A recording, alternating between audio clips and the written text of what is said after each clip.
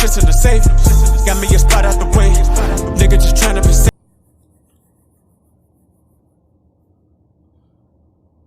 Look, there's a sports talk.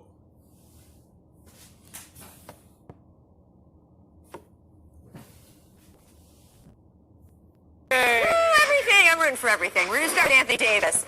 As our friend Bobby Marks noted this morning, Anthony Davis became eligible today for a 4-year, $146 million extension. And right on time, the Lakers indeed made that max contract offer, according to Yahoo's Chris Haynes. And right on time, Davis has turned it down. Davis's agent, Rich Paulo, said all along the plan is to enter free agency. You look at the numbers, you can see why. Again, if you took the money now, 4 years, $146. That's why he turned it down. He want that. He want that $202 million contract. When someone already tell you that his client is going to enter free agency because it's more in free agency, they can offer him that 5 years, $202 million. He's worth it. Look at the impact he had with the Lakers this season. He said Anthony Davis, we're going to enter the free agency market. And the Lakers going to want to keep him, and they're going to offer him that 5 years. Because the impact he had on this team, right along with LeBron, you want to keep that together. Because LeBron still got 2 years left on his contract at this season. So he got 2 years left, a good play in him. So, you know, this is a smart thing. Don't take the earliest contract. Take the one after. $6 million. If he waits till just the summer, right, just a few months from now, 5 years, $202 million. That is a lot of money. That is a big difference. Our Dave McMenamin reporting, it's still widely assumed Davis will re-sign with the Lakers. So given that, Scotty, the fact that the headline is going to read, Anthony Davis turns down Lakers contract extension, is it something, nothing, or everything? That's nothing. They knew that guy wasn't taking that deal. Right. It was just protocol. Right. It's nothing. What was everything was when he turned down the Supermax offer that the Pelicans made. Yes. That was potentially started $100 the million domino, more. yes. That was everything. Yes. This is nothing, just procedural. But it's a 6-month anniversary since the trade, which is why He became eligible. So Lakers fans, celebrate your 6 months that you had with Anthony Davis. Yes. That's a good thing to do. LeBron James made a big point this weekend on Instagram saying, oh, does anyone still think we gave up too much for him? Yes, I do. I know you said yesterday you still think that you do. I had to wait 24 hours to counterpoint you because I was in Dallas yesterday. But I will keep saying that the Lakers gave up that not just for Anthony Davis, but for Anthony Davis and to maximize LeBron James. It's kind of like the Clippers giving up all of those assets to get Paul George because they were really getting Paul George and Kawhi Leonard. There was a 1-to-1 negotiation. He was only going to get traded to the Lakers. How do you know that? Because they had worked absolutely as hard as they possibly could to eliminate all the other So teams. they got the same agent. and the Lakers now can. I don't care if Giannis Antetokounmpo said he wanted to be traded to the Lakers tomorrow. They literally are not allowed to trade another first-round pick.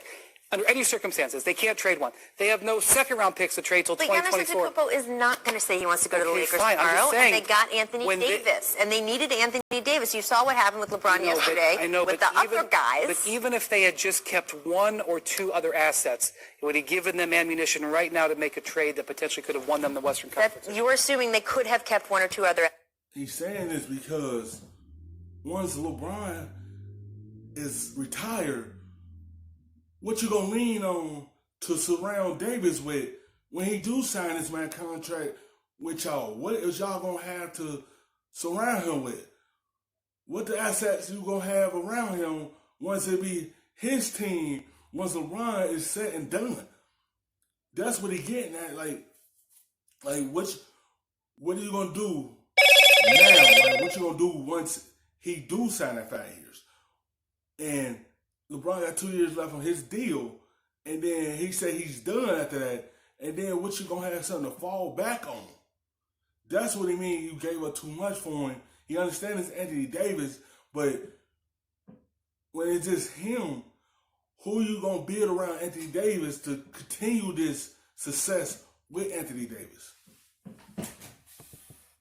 assets and That's made the trade opportunity still. cost is something that the GMs talk about all the time. We're going to keep arguing about this for the next 5 And they months. probably wouldn't have got Anthony Davis. There you go. They would have Thank gotten you, him Scottie because he Pippen. wasn't going anywhere else. Thank you very much. Zion Williamson, let's talk about what the Pelicans do have. Zion returned to 5-on-5 action at practice earlier today in New Orleans. This is getting good. It's another big step towards Zion making his highly anticipated regular season NBA debut. Remember, we have not yet seen him play a regular season game, so is this something, nothing, or everything? This is something I talked to the Pelicans about this yesterday. They still want him to do this 3 or 4 times before they clear him to play. So as you look at this schedule coming up, I think it's unlikely he plays in any of those games. Okay. They play 5 games in 8 days. They just don't have practice time. Not only that, they don't have a G League team. So they can't even send him to a G League team. But they could send him to some G League team, but they couldn't send him to one that they control. Send him to the Lakers G League team? Just cut no? That wasn't part of the deal? They could send him to the Lakers G League team. So it's going to take them, I think, about 10 to 12 days to get him those practices. So I think it's a really big step, but I still think he's 2 to 3 weeks away. Yeah, so like he's 2 to 3 weeks away because they ain't trying to just rush it. They understand they trying to get him on the floor. They understand people want to see him play in his first NBA game. But you gotta, they trying to be smart about it and not rush him out there because they want to see what they have in him. They didn't appreciate it. They want to see in the regular season what they have in him, but they ain't trying to just push him on out there. They just trying to get him some more practice on 5-on-5 before he get back on the court.